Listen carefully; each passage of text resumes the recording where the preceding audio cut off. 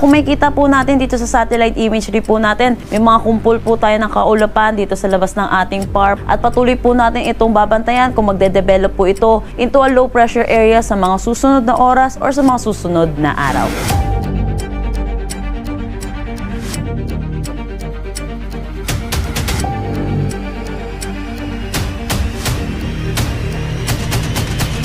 Manatiling may kaalaman at manatiling ligtas sa pamamagitan ng pagbisita sa aming YouTube channel para sa mga real-time na ulat panahon sa ating bansa. Laging tandaan, maging alerto at iba yung pag-iingat sa banta ng ulan, baha at pagguho ng lupa. Ngayon, oras na para marinig mula sa ekspertong meteorologist. Bibigyan tayo ng malalim na pagsusuri sa lagay ng panahon at ipapaliwanag ang anumang mahalagang kaganapan sa ating panahon ngayon o sa mga darating pang araw. Wala naman tayong nakataas na anumang gale warning sa anumang seaboards ng ating bansa. Dako naman tayo sa magiging panahon natin dito sa Luzon. Kung makikita po natin, magiging maaliwalas naman ang ating panahon. Pero tandaan po natin, southwest monsoon pa rin or hanging habagat ang umiiral. Dahil dito, asahan natin mataas po ang tsansa ng mga pag-ulan sa hapon at sa gabi, dulot ng mga localized thunderstorm. Para naman dito sa Palawan, Visayas at Mindanao, southwest monsoon pa rin or hanging habagat ang umiiral dito sa western section ng Visayas at Mindanao. Dahil dito, asahan natin makakaranas ng maulap na papawirin na may mga kalat-kalat na pag-ulan dito sa may Western Visayas, Negros Island region, lalo na sa hapon at sa gabi. Pati na rin dito sa kabuuan ng Palawan.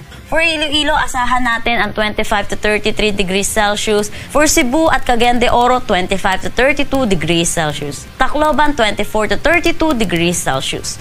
Agwat ng temperatura for Kalayaan Islands at Puerto Princesa, 25 to 33 degrees Celsius. For Zamboanga, 24 to 33 degrees Celsius at Davao, 24 to 33 degrees Celsius. Agwat ng temperatura for Metro Manila, 25 to 32 degrees Celsius. For Tuguegarao, 25 to 33 degrees Celsius. Tagaytay, 22 to 31 degrees Celsius. Lawag, 25 to 32 degrees Celsius. For Baguio, 18 to 23 degrees Celsius. At Legazpi, 24 to 32 degrees Celsius. Yan muna ang ating weather update ngayon. Sana ay nakita ninyo ang broadcast na ito na nagbibigay kaalaman at kapaki-pakinabang. Maraming salamat sa DOST Pag-asa sa pagbabahagi ng kanilang mahalagang insight o ulat panahon. Samahan kami sa susunod para sa higit pang mga weather update sa ating bansa at manatiling nakatutok sa weather update ng bansa at huwag kalimutan i-share at mag-subscribe na rin. Mabuhay ang Pilipinas!